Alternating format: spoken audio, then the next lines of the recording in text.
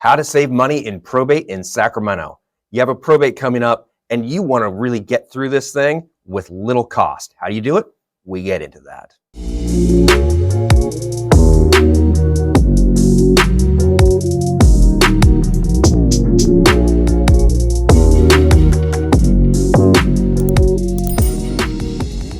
Welcome back to the channel featuring the leading probate real estate team in the greater Sacramento area. I'm Brendan Moore, realtor and certified probate and trust specialist by the California Association of Realtors.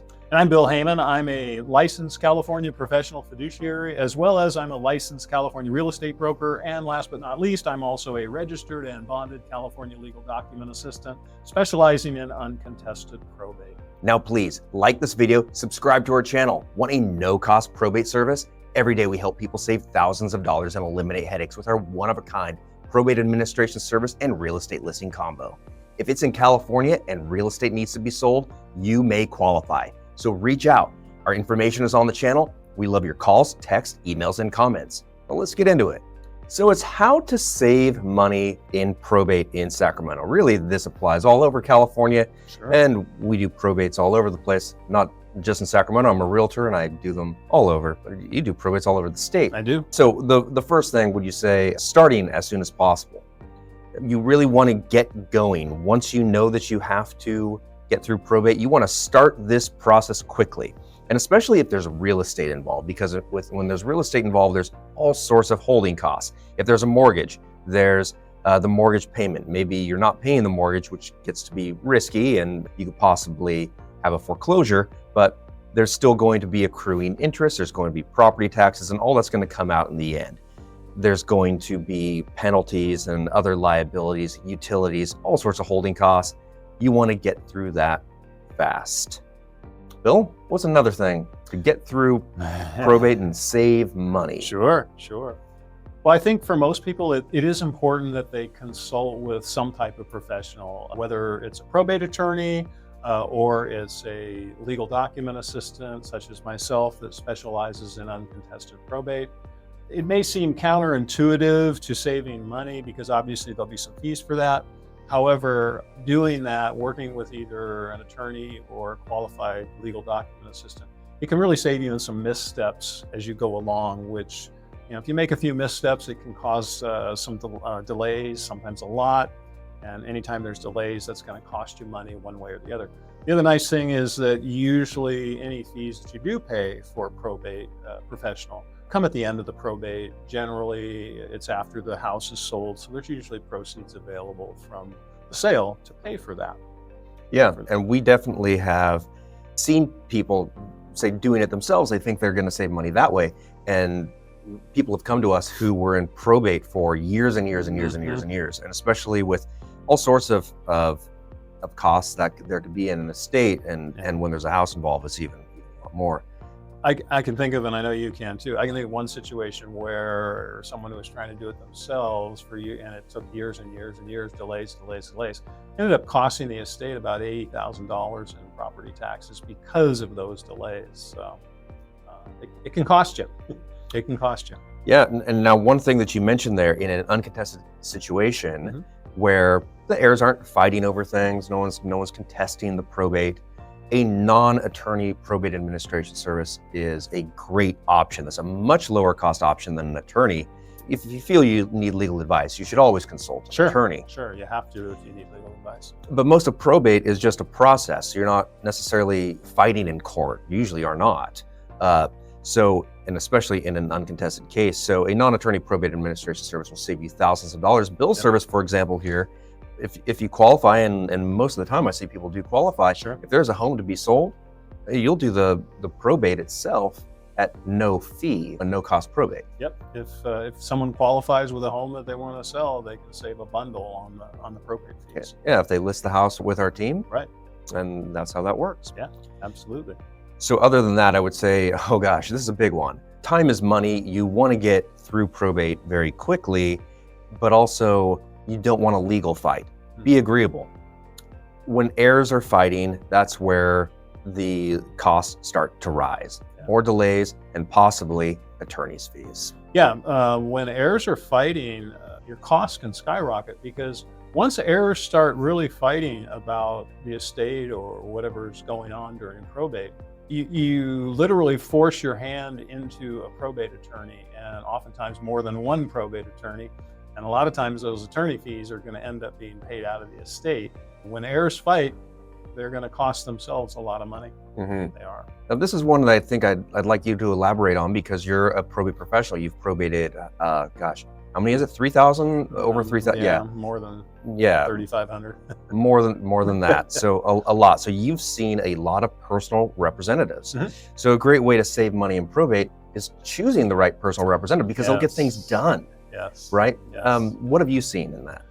Well, one of the biggest problems is a family member either steps up or the other family members choose them to be the personal representative, which is fine, but you want to make sure that whoever the personal representative is going to be, that they are extremely responsible, they're timely in getting things done, they're good communicators, both with the probate court, the family, as well as if there's a probate attorney or probate professional involved with them. Very, very important. And oftentimes, more and more, what I find is happening, as I think some of our viewers know, I'm a licensed California professional fiduciary. And with that, I act as the administrator for many, many estates, kind of as a third party uninterested. And it tends to help with the family members, keeping everybody at bay and nobody, getting jealous or fighting, etc. And what's really important in that is a lot of times families will say, well, no, we don't want some stranger probating the estate. But as a licensed fiduciary, I'm under legal obligation as well as ethical obligations to do everything in the best interest of the estate and the heirs or beneficiaries. So I'm not saying it's applicable in every situation, but a lot of times having a professional fiduciary act as the administrator of your estate can be real beneficial, can be very helpful. I know from the realtor side of things, I love it when I'm working with a professional fiduciary, because they know the process, they get everything done quickly. They know that they are bound to be working in the best interest of the estate. Yes. And I've never, ever had an heir object to a sale where a licensed professional fiduciary was the administrator. It's always been very straightforward, very clean, very fair, very communicative.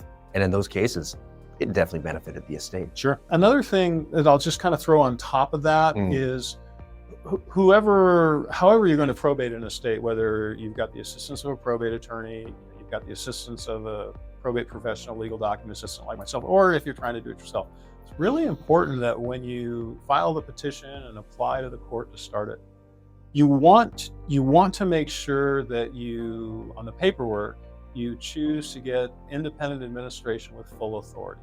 Really, really important.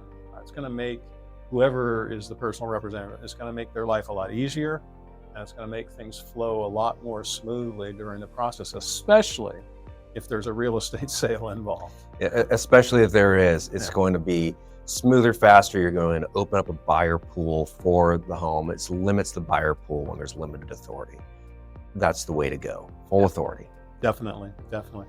So why don't you, Brendan, tell us about, selling the real estate itself? Yeah, great. So if there's real estate involved, you want to sell strategically. So you want to get on that very quickly. And one thing that you really need to do is you need to hire a realtor. Now, everybody knows a realtor, but not everybody knows a realtor who knows probate, and fewer than 1% of realtors have ever listed a probate property. And if you understand probate, just looking down our channel, there's so many ins and outs, so many complications to probate. You really want one who has worked a lot of probates. So there's really a great way to do that. You want to interview an agent. We have a great video on our channel that we'll link at the end of this video on how to do that. And that will help a smooth process and get it on the market fast. So you are reducing holding costs. And that's mostly what that's about. You want to reduce all the liabilities, maybe the home falling into disrepair, all that kind of stuff. Plus there's all sorts of other things that can happen. Squatters, title theft. You don't want it sitting around for a long time. That's a great way to save money. This video is too short to discuss all the complications that can happen in a probate sale and all the preparation, everything involved. Now, I don't want to scare you about probate. This is the job of the listing agent, and the listing agent's job is to make it look smoother.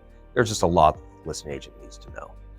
Now, maybe the last thing here, would you say that is one of the most important things to really get through the process, because nothing happens without communication, right? Boy, I'll say. Yeah, so communicating well, right? Yes, yes. Communication between the personal representative and the probate professional, whether it's an attorney or a legal document assistant. And really important is when you've got the sale of a probate home, you need that personal representative as well as the probate professional, whether it's an attorney or someone like myself. You need good communication between them and the realtor. That's really important. I can't express enough how important that is. That's one of the reasons why I really love it when I'm working a probate sale and you're involved, Bill, because I can always get a hold of you. This next video is going to be linked. It's how to hire a probate realtor. It gives 10 interview questions and the appropriate answers. That video for hiring a realtor specializing in probate. And there's a downloadable list of those 10 questions, plus an additional 5 I don't even get to in that video. It's going to be linked next to the picture. It's going to appear like right above my face.